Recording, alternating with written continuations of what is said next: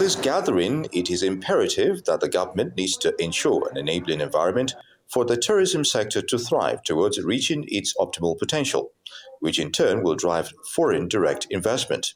I think it was very necessary for us to have a national tourism summit. This is a conversation that we needed to have. What we needed to do as a collective is for government, the private sector, of course, the subnational joint forces. I'm very comforted and elated that this first national tourism summit is taken here at Cocoa Beach Resort and Hotels. Why it is a beach resort, why it is very important is because Cocoa Beach is one of the destinations that we have identified that is really going to catalyze and open up the potential abound within this tourism sector. We want, as a government, to come in to work with the private sector. President Bola Ahmed Tinubu has a vision of diversifying, I often say, from the ordinary means of growth, which is oil. And one of the areas that he has identified is not only the creative economy, but the tourism sector as well. The message that will come out of here is that Nigerians in both private and public sector are very, very deliberate and intentional about driving the possibilities that already exist in the tourism industry. The creatives started without any deliberate design, and the hospitality industry is already heading in that way.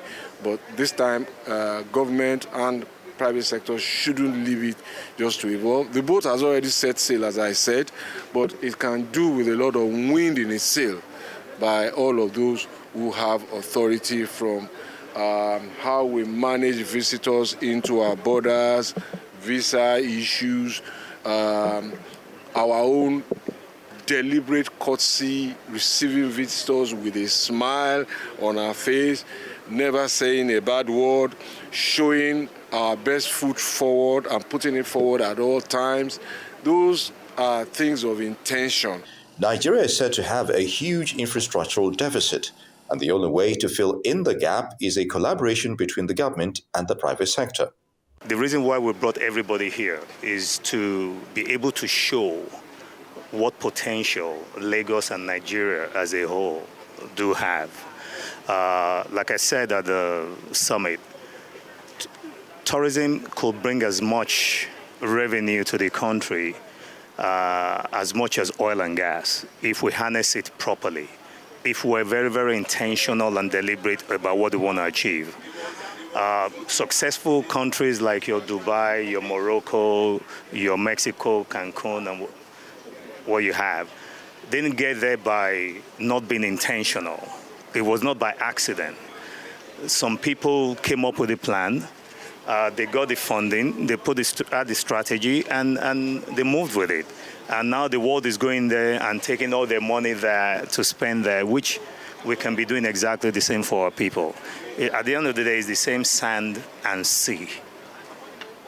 It's just what you build and create around it that's important.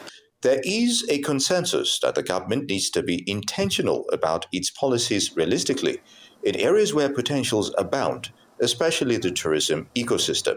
I'm elated. It's good for us to know where we are, where we are going, what needs to be done. And the most important thing of it is that it's actually being driven by the players in the industry, by the sector practitioners as well. So, I mean, we've all come here, we've seen the potentials, we've seen what Lagos can be like. We've seen that we can be more than an Ibiza, more than a Cancun. We're a tourist destination now. Like I rolled out there, international events are now happening in Lagos. So tourism is where it's finally supposed to be. It's supposed to help with our local economy and our federal government. The GDP is supposed to be reflective of what we're doing in tourism. So that conversation has actually started, and we're in a good place. I'm glad that this conversation started.